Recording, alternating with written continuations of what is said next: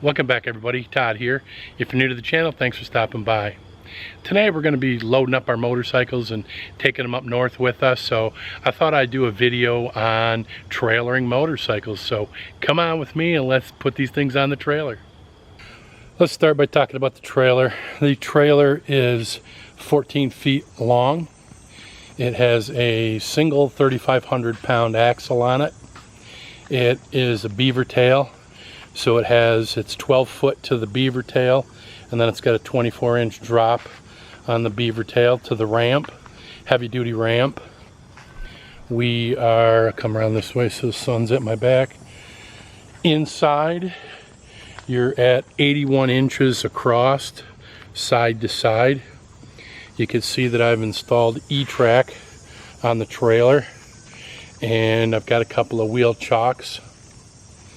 We've got tank straps to strap the bikes down, and more on that when we get the bikes loaded. But that's our setup. We will be pulling the trailer with pickup truck.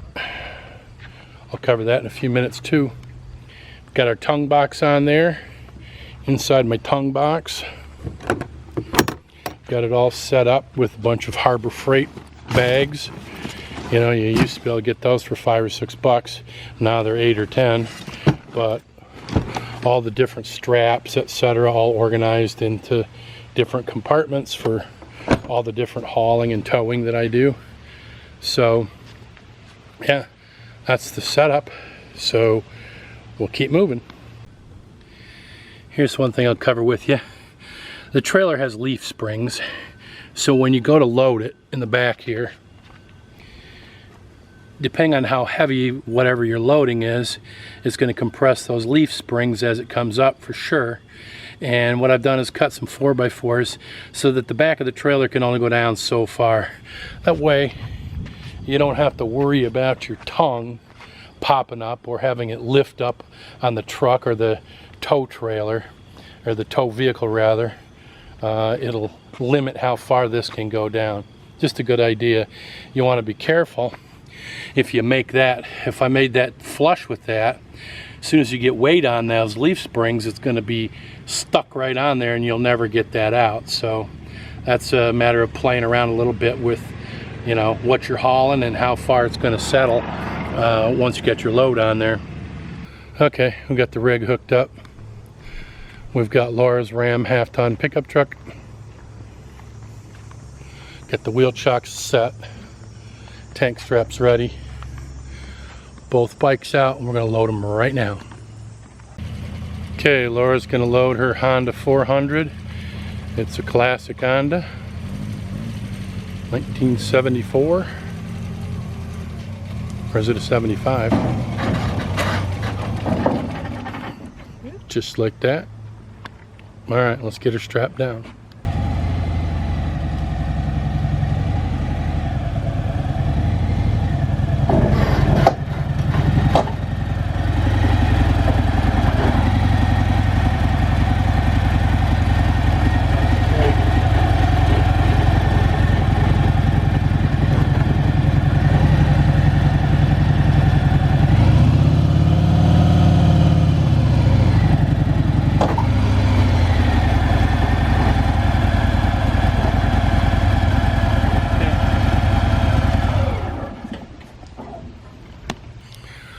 Okay, we got both bikes loaded, so let's talk a little bit about placement of the bikes on the trailer. Rule of thumb on any time you're hauling a load is you want about 60% of the load or the weight up front and about 40%, you know, at or behind the wheels.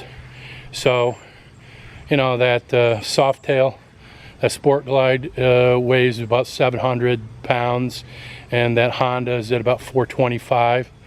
So the reason that I put the E-track right there and the wheel chocks is so when hauling two bikes like this, I can load it properly and get enough of the weight shifted back and forward to give me about that 60-40 weight distribution.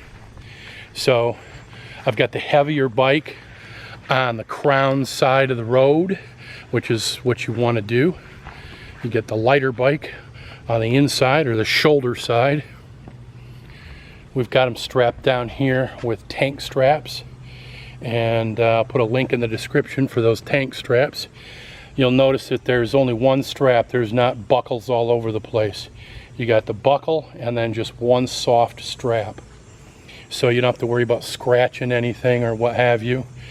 We've got it right here, so you still have, as you're hitting things, your bike still has a full suspension, so those shocks can go up and down and in and out. So as you're hitting, you know, road bumps or whatever, your bike has the ability to use its suspension both front and back, and you don't have to worry about compressing and blowing out your fork seals.